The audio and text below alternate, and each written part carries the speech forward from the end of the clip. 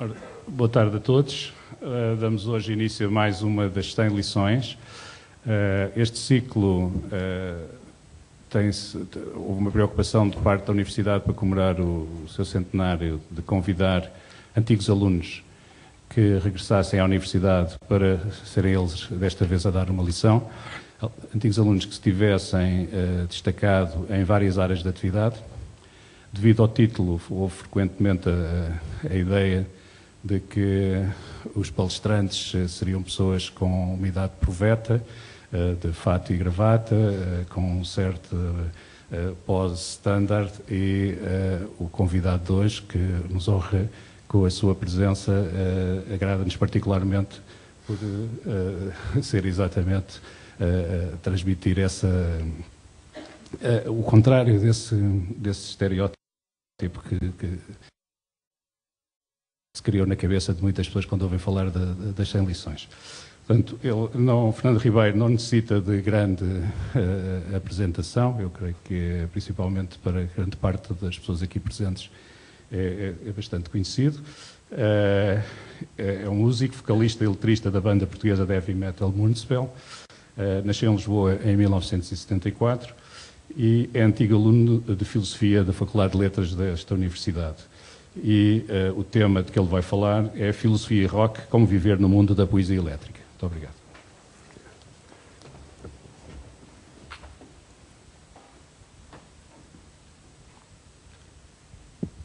Olá a todos, boa tarde. Eu hoje estou cá sozinho, a pessoa que me ia acompanhar também para fazer uma lição não pôde estar cá. Portanto, melhor para mim, por algum lado, porque consigo, de alguma forma, ter hoje mais tempo. Nós vamos começar por passar um vídeo também para enquadrar as pessoas naquilo que eu faço. É um vídeo de um espetáculo que nós fizemos, o último espetáculo elétrico que fizemos em Lisboa, na FIL. Provavelmente sairá em DVD. Provavelmente alguns de vós também já viram imagens no YouTube, por outros será uma estreia.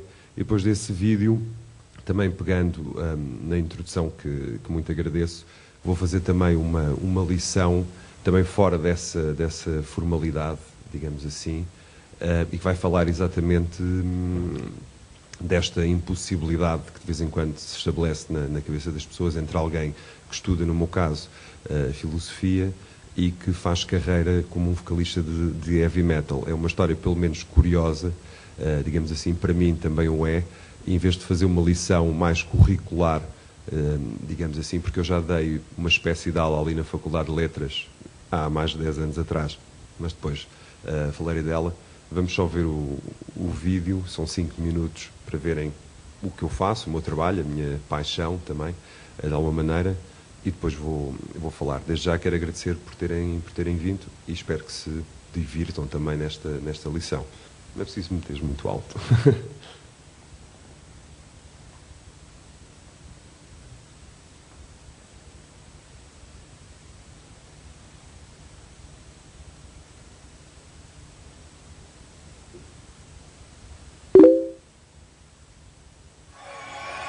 Lisboa, a noite é nossa e ela é uma noite eterna. Vou começar agora Lisboa, vamos lá!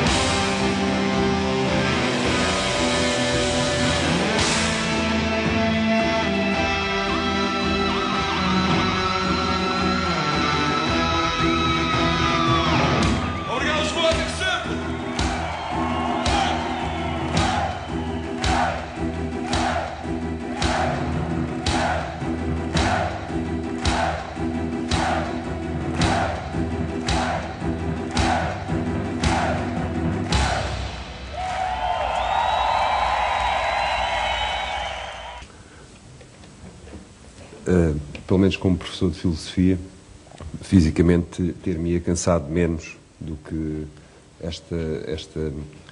esta carreira que de alguma forma me calhou, porque eu digo isto muitas vezes em entrevistas e quando as pessoas perguntam, quando querem fazer um certo enquadramento também da personagem ou do homem que está também por trás de algumas coisas dos Municipal, ficam sempre um bocado desarmadas, porque eu digo muitas vezes que o que eu queria ser era professor e de filosofia, tinha exatamente uma escola específica para ensinar e tudo, que era a Escola Secundária Fernando Namora, na Brandoa, Concelho da Amadora, que foi onde eu andei, mas a história levou aqui uma volta que eu vou contar. Estive a fazer isto ontem, hoje estive a fazer algumas gravações com os Municipal e comecei a emendar de alguma maneira, portanto, já nem eu próprio percebo o que é que estas emendas estão aqui a fazer de alguma maneira, mas devo dizer que nestes anos todos de filosofia e de rock tenho vivido sob diversos paradoxos, que é uma boa maneira de começar. A minha passagem pelo curso de filosofia trouxe-me pelo menos alguma capacidade para os identificar, documentar e integrar no meu cotidiano, um cotidiano que se calhar não é muito usual aos alunos que cursaram e depois seguiram outras vias profissionais no curso de filosofia na Faculdade de Letras, as mais diversas, mas que cada vez mais vai fazendo sentido também à medida que me aproximo de uma idade mais madura. Eu comecei a banda, provavelmente tinha 14, 15 anos, tenho 36, vou fazer 37 este agosto. Portanto, há aqui uma altura também das nossas vidas em que as coisas começam a fazer sentido. Passo uma grande parte do meu tempo na estrada, em digressões, de vez em quando 4 a 6 meses por ano. Essa vida na estrada também tem, de alguma forma, um léxico e e um cenário completamente próprio. De vez em quando é difícil explicar, principalmente em Portugal, porque somos um país pequeno, não somos um país que se possa correr muito. Também já o fiz cá em Portugal, mas na estrada, quando encontro pessoas, sejam jornalistas, sejam pessoas que seguem a música, os chamados fãs, pessoas de outras bandas, por causa das letras de Municipal, a conversa vai inevitavelmente para a minha formação, até pessoas assim mais que não tenham a ver com o estilo. Quando eu digo que é filosofia, a reação é quase de esclarecimento, faz todo o sentido. E esse sentido que fazia às pessoas, de vez em quando desarmava-me, porque lá está, eu venho aqui exatamente falar do que não faz sentido, ou seja, nem sempre se associa um músico de rock e de metal, injustamente, na minha opinião, à área das humanidades. E esta colaboração entre o rock e os subgéneros que o rock tem, por exemplo, o metal, que foi um estilo que nasce do rock, mas que de alguma forma tem uma independência e uma característica muito vincada e diferenciada das suas próprias raízes. Há aqui uma história muito, muito grande entre a área das humanidades e também do heavy metal, por muito incrível que pareça. E eu, em outras apresentações, tenho sempre citado alguns exemplos. Eu comecei a ler Baudelaire, por exemplo, com uma banda suíça que era o Celtic Frost, que musicaram um poema das Flores do Mal, As Tristezas da Lua. Os Iron Maiden, que é uma banda muito conhecida e que vem cá tocar este ano outra vez, também musicaram a rima do Antigo Marinheiro pelo Coleridge. Portanto, é uma história que se for de alguma forma analisada, ou pelo menos se despertar alguma curiosidade, é bastante longa, bastante sólida, até. Isto de eu ser da filosofia, ainda continuando, fazia também sentido porque o heavy metal é uma música de alguma forma sem fronteiras. Também é uma música do mundo, apesar de não se enquadrar nesse estilo, digamos assim, este estilo musical. Mas é sem dúvida, para mim, das músicas mais internacionais que conheço, porque existem fãs a ouvir heavy metal em todo o mundo. E para um fã do Médio Oriente, por exemplo, eu falo do Médio Oriente porque estamos a receber uma proposta para ir tocar ao Dubai, que será a nossa primeira experiência e parece que se vai realizar, espero que sim. Um fã do Médio Oriente, um fã de metal, encontrar um vocalista de heavy metal de Portugal, há aqui algo de um reencontro, algo de místico, até para já, porque pelas minhas viagens eu tenho assinalado, e com bastante gosto, que ao contrário do que eu próprio pensava, há uma imagem muito prestigiante de Portugal, vinda exatamente das áreas das descobertas e das humanidades.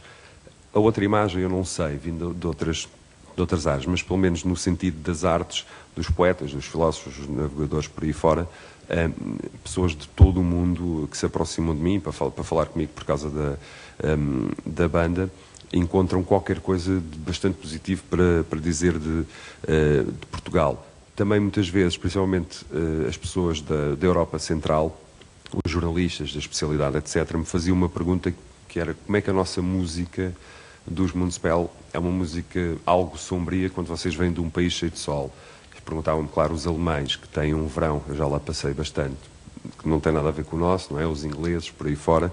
Claro que desconheciam a matriz da nossa música portuguesa, que é o fado, que é uma música melancólica, que também terá as suas explicações, mas era incrível porque, como isto causava de alguma forma algum transtorno às pessoas. Imaginavam a costa banhada pelo sol, mas também não deslumbravam de alguma maneira uma terra como a nossa, que tem uma pura e uma complexa melancolia. Eu também já trabalhei isto nas letras, numa letra que se chamava Finisterra. Durante séculos a fio fomos, de alguma forma, o fim do mundo, o fim da terra. Para lá havia escuridão. E acho que isso ainda hoje joga muito com a psique dos portugueses, pelo menos com a minha, joga de alguma maneira. Cada vez que eu dizia que era de filosofia, isto fazia sempre sentido às pessoas, até quando integrei um projeto chamado Amália Hoje, que tocou para um público completamente diferente dos Municipal. Cada vez que tinha a oportunidade de falar com alguém mais velho, de outro estilo de vida, com outras profissões, fazia sempre sentido às pessoas que eu, sendo um bocadinho estranho à norma dos grupos populares, com os anéis, com os brincos, com a indumentária, eles diziam-me assim, sim, faz todo o sentido que sejas filosofia, porque quase que havia aqui uma colagem da imagem que as pessoas tinham dos filósofos e que até ficava bem num vocalista de rock. Eu lembro-me das minhas turmas do secundário, não sei como é que é hoje em dia, mas nós apontávamos com o dedo: tu vais para a filosofia, tu vais para a filosofia. Normalmente era quem se vestia com um estilo mais intelectual, ou se vestia de preto. As pessoas iam mais para direito, ou para a área da saúde, ou para outras disciplinas. Mas na altura nós quase que os sabíamos escolher a dedo. Eu insisto nesta imagem da estranheza porque eu tenho uma história muito engraçada que passei com a minha avó e com os meus irmãos quando íamos de barco. Nós passávamos férias num sítio que era a Lagoa da Albufeira, que era um bocado longe de Lisboa na altura, e cometíamos a proeza de apanhar não sei quantos autocarros até chegar ao barco, uma família inteira de 7 ou 8 pessoas. Depois passávamos o barco e ainda tínhamos que apanhar a boleia até à praia, e nós chegávamos lá sempre sãos e salvos. Isto por causa do filósofo. E íamos no barco e conhecemos o nosso primeiro vegetariano. Estamos a falar aí há 20 e tal anos atrás. Era um senhor mais velho que meteu conversa connosco, como as pessoas faziam inocentemente na altura. E depois disse várias coisas sobre si e disse que era vegetariano. Eu, a minha avó e os meus irmãos pensávamos que ele era uma espécie de alien na altura, que não comia carne, que só que se alimentava de vegetais, que é uma coisa hoje completamente normal, e é. Mas na altura quase que achávamos era uma estranheza misturada com fascínio, de alguma maneira, e foi isso que eu encontrei exatamente nestas pessoas na estrada. Estranhavam-me um bocado, mas aquelas coisas meio ambíguas faziam sentido em mim. Eu pessoalmente acho deliciosa esta estranheza, que é bastante portuguesa, que ainda desaprova, por exemplo, a profissão do filósofo ou do investigador filosófico, mas que esta certa repulsa social é sempre minada por um certo fascínio que as pessoas têm por quem ainda filosofa ou quem ainda pensa de alguma maneira, até por uma questão de como uma pessoa gera o nosso pouco tempo de vida, numa vida moderna hoje. Uma pessoa que pense a sua rotina e que a aponte num papel, ao fim do dia chega e faz a questão: como é que eu consegui fazer isto tudo, ainda estar de pé, ainda ter tempo para fazer, ou ter tempo para pensar, ou para filosofar. O nosso mundo também é mais, digamos, gerido, ou o nosso tempo é mais gerido de uma forma quase cruelmente pragmática e também material. Portanto, quem vive uma vida que é mapeada pela dúvida, que gasta o tempo a pensar, provoca sempre esta estranheza, este fascínio às pessoas.